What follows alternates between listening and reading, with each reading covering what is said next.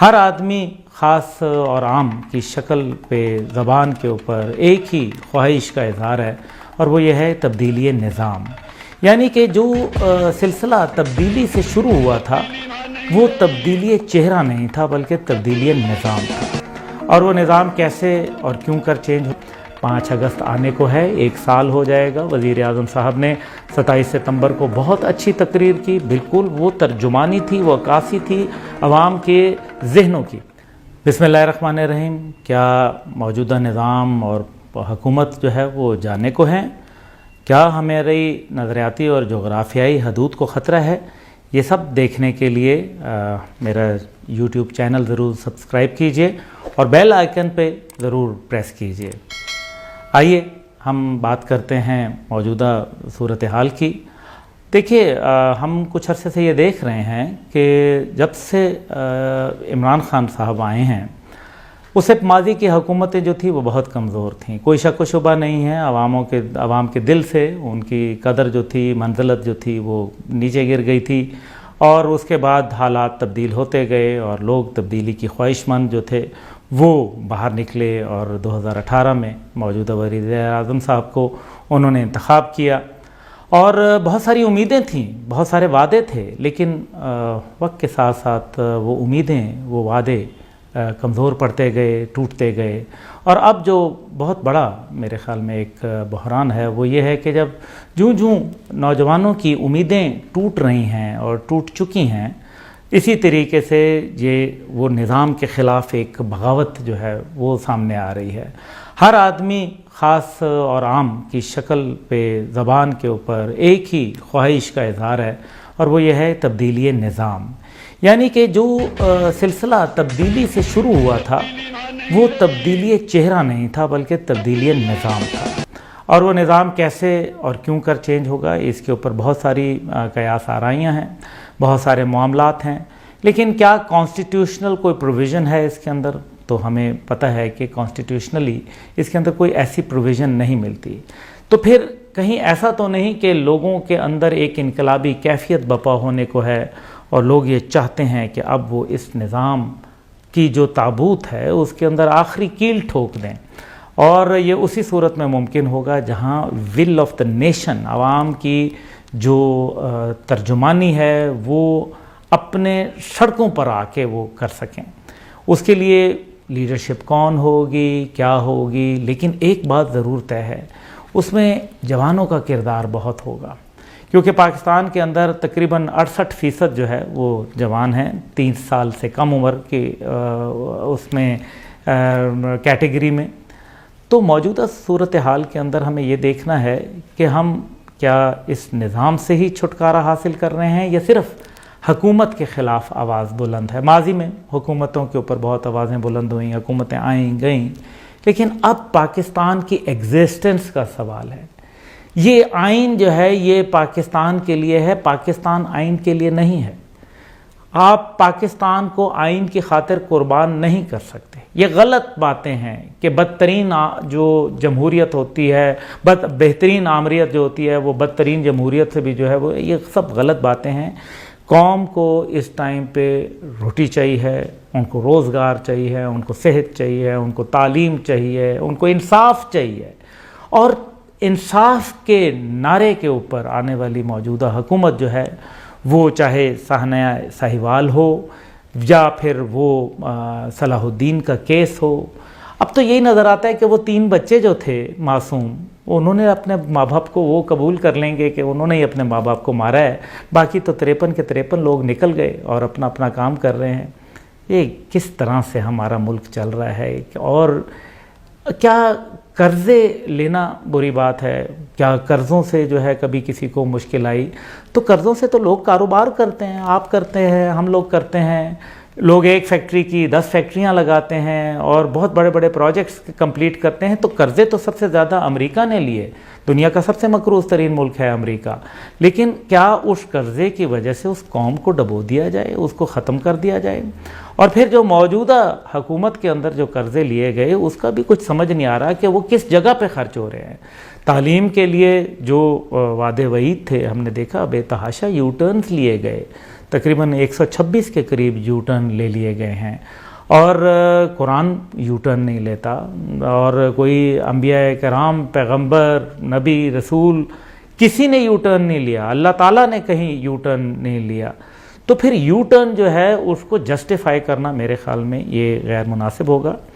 Failure حکومت کا نہیں ہے، فیلئر نظام کا ہے۔ اس نظام کے اندر جو آئے گا وہ کیا ہے کہ جو نمک کی کان میں آئے گا وہ نمک ہی بن جائے گا، اس لیے درکان نمک نمک شد والی بات آ جاتی ہے۔ آج سب سے بڑا فیصلہ یہ ہے کہ ہمیں یہ دیکھنا ہے کہ کیا پاکستان کی نظریاتی اور جغرافیائی حدود کو کوئی خطرہ تو نہیں لاحق ہو گیا۔ تو ہم یہ دیکھتے ہیں کہ خاص طور پہ مسئلہ کشمیر کے اوپر 5 اگست کو ہمارا معاملہ ختم ہو گیا ہندوستان کے ساتھ، انہوں نے جو کرنا تھا وہ کر ڈالا۔ اب پاکستان کی باری ہے، اور وہ پاکستان کی باری جو ہے وہ کیسے آئے گی؟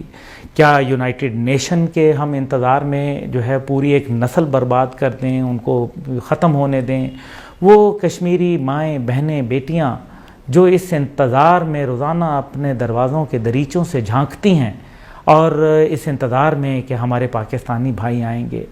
افواج پاکستان کا بنیادی مقصد جو تھا وہ بنانے کا کشمیر اور ہندوستان کے علاوہ اور کوئی نہیں تھا، اور آج افواج پاکستان تو ہمیشہ سے تیار ہے، ہمیشہ سے کہتی ہے کہ ہمیں جو ہے وہ موقع دیں، ہم تو آخری گولی، آخری انسان تک جو ہے وہ جانے کے لیے تیار ہیں، ہم بھی ساتھ ہیں ان کے انشاءاللہ تعالی، اور ہمیں بات جو ہے وہ کرنی ہے۔ ہمیں لفظ جہاد سے جو ہے وہ میرے خیال میں کچھ کہیں ہم ڈر رہے ہیں، گھبرا رہے ہیں۔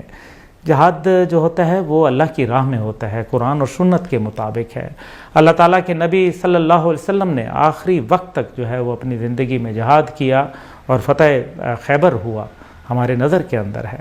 آج یہ وقت ہے جب میرے خیال میں ہمیں کشمیر کے اوپر ایک مضبوط اور جامع پالیسی جو ہے وہ اپنانی ہوگی، اور میں یہ دیکھ رہا ہوں کہ کشمیر کے اوپر ابھی تک کوئی ایک واضح پالیسی نہیں ہے۔ ماضی کی حکومتوں نے نہیں کیا، بہت برا کیا، موجودہ حکومت کو تو کرنا چاہیے تھا۔ لوگ کہتے ہیں کہ جس طرح اس حکومت نے کشمیر کا کیس لڑا ماضی میں کسی نے نہیں کیا، تو ماضی میں کبھی کشمیر علیحدہ بھی نہیں ہوا تھا، اور کشمیر کے اندر آرٹیکل 35A اور 370 کے خاتمے کے بعد اب اس کی UN کے اندر کوئی حیثیت نہیں رہ گئی۔ لداخ نے جو کچھ ہم نے دیکھا، لداخ میں وہاں کسی نے یہ ترانہ نہیں پڑھا کہ انڈیا جا لداخ سے نکل جا، بلکہ ہندوستان کو ایک صحیح جس کو کہتے ہیں سبق وہ سکھایا۔ آج ہمیں بھی کشمیر کے اوپر ایک جامع پالیسی مرتب کرنے کی ضرورت ہے، اور ہم یہ دیکھ رہے ہیں کہ چاہے وہ کرونا ہو، چاہے وہ کشمیر ہو، حکومت نے ابھی تک آل پارٹی کانفرنس یا اس کے اوپر ایک مثبت جو انداز کے اندر جو کہا جاتا ہے ایک پالیسی، کیا کوئی فارن آفس میں کوئی ریٹن پالیسی ہے؟ تحریری شکل کے اندر ایک پالیسی قائم کرنا میرے خیال میں وقت کی اہم ترین ضرورت ہے، اور ان تقاضوں کو ہمیں سامنے رکھتے ہوئے کشمیر کے اوپر بتانا پڑے گا۔ 5 اگست آنے کو ہے، 1 سال ہو جائے گا۔ وزیر اعظم صاحب نے 27 ستمبر کو بہت اچھی تقریر کی، بالکل وہ ترجمانی تھی، وہ عکاسی تھی عوام کے ذہنوں کی، لیکن عمل یہ ہوا کہ تجارت بھی ہندوستان سے چل رہی ہے، اور ہم فضائی حدود بھی کھول بیٹھے ہوئے ہیں ان کے ساتھ جو ہے۔ اب تو حد یہ آ گئی کہ اب گندم ان کے ساتھ ہم امپورٹ کرنے لگے ہیں، اور اگر ایسی حالت کے اندر آپ کشمیریوں کے خون کا کیا جواب دیں گے؟ وہ جو شہداء جن کے اندر نشان حیدر تھے، جو آدھے سے زیادہ نشان حیدر کشمیر کے محاذ کے اوپر ہوئے، ان کو کیا جواب دیں گے؟ وہ ہمارے افواج کے بہادر جوان جنہوں نے کشمیر کے لیے اپنا خون قربان کیا، ان کو آپ کیا جواب دیں گے؟ اللہ کو کیا منہ دکھائیں گے؟ آج وقت ہے کہ ہم سورہ نساء آیت نمبر 75 کے حوالے سے کہ بالکل واضح موقف ہے، قرآن اور سنت سے آپ ہٹ کے جو بھی کام کریں گے خرابی کی طرف جائے گا۔ ہم نے جو ہے وہ کرتارپور راہداری جو ہے وہ کھولی۔ کرتارپور راہداری کے اوپر جو ہے ہمیں معلوم ہے کہ بہت اچھی بات ہوئی، تو لیکن کرتارپور راہداری کھولنے سے کشمیر کو کیا فائدہ ہوا؟ کیا سکھوں کی طرف سے ایک بھی ہم نے کوئی پروٹیسٹ دیکھا جو انڈیا کے پنجاب میں ہوا؟ کیا ان کی طرف سے کوئی ان کی سپلائی لائن جو وہاں جا رہی ہے بھارتی فوج کی، اس کے آگے کوئی دھرنا دیکھنے میں آیا، یا ان کے کوئی آگے ان کے کاموں میں مداخلت نظر آئی، یا کوئی آگے سے ریزسٹنس شو ہوئی؟ ایسا تو کچھ نہیں ہوا۔ تو پھر ہم نے وہ جو ایک بہت بڑا ٹارگٹ جو تھا، میرے والد نے، جنرل حمید گل رحمۃ اللہ علیہ نے کشمیر کا سب سے پہلے سکھوں کا معاملہ شروع کیا، اور یہ بہت اچھی بات ہے، سکھوں کا ریفرینڈم ہونے کو ہے، لیکن اس سے ہمیں کیا حاصل ہو رہا ہے؟ کیا رنجیت سنگھ کا مجسمہ جنہوں نے گھوڑے باندھ دیے بادشاہی مسجد کے اندر، استبل بنا ڈالا، اور اس استبل کے اندر پھر وہاں وہ گند ہوتا تھا مسجد کے اندر، وہیں جو ہے وہ غلاظت کا ڈھیر لگ گیا اس مسجد، قرآن نظر آتش کیا گیا ان کے زمانے میں، اور ان کا مجسمہ عین اسی بادشاہی مسجد کے سامنے لگا دیا گیا۔ آج مندر کی گھنٹیاں جو ہیں ان کی گونج اسلام آباد کی فضاؤں میں ہیں۔ یہاں 5 مندر پہلے سے موجود ہیں، پچھلے 20 سال میں کوئی اس کے اندر پوجا پاٹ نہیں ہوئی۔ اسلام کے اصولوں کے بالکل یہ مخالف ہے۔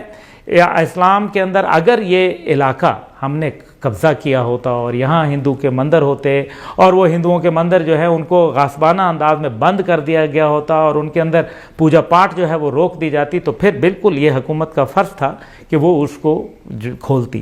لیکن ایک نیا مندر، وہ بھی مسلمانوں کی ٹیکس پیئر منی کے ساتھ، کیا کسی نے کہا؟ کبھی عجیب باتیں ہو رہی ہیں، کبھی اسرائیل کا یہاں جو ہے وہ جھنڈا لہرایا جا رہا ہے، اسرائیل کے جہاز آ رہے ہیں۔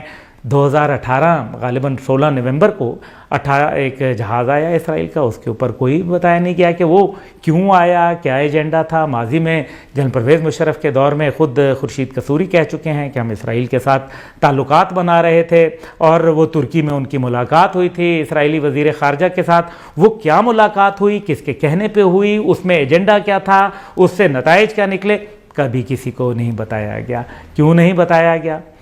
کہیں ایسا تو نہیں کہ ہم نئے پاکستان کے بات کرتے کرتے ہم قائد کا پاکستان کھو بیٹھے، جس کا نظریاتی اور جغرافیائی حدود جو تھی وہ وہی تھیں جو 1947 میں تھی؟ کیا یہ حقیقت نہیں ہے کہ ہم نے اسلام کے پریکٹس کرنے کے لیے پاکستان بنایا تھا؟ کیا یہ حقیقت نہیں ہے کہ ہم نے جو ہے وہ قرآن اور سنت کو یہاں بالادست قانون آئینی طور پر قبول کیا ہوا ہے، اور اللہ کی حاکمیت اعلیٰ جو ہے وہ مانی بھی ہے؟ یہ سارے معاملات جو ہے وہ سوچنے کے ہیں۔ انشاءاللہ تعالیٰ اس کے اوپر مزید بات چیت ہوتی رہے گی۔ پاکستان پائندہ باد۔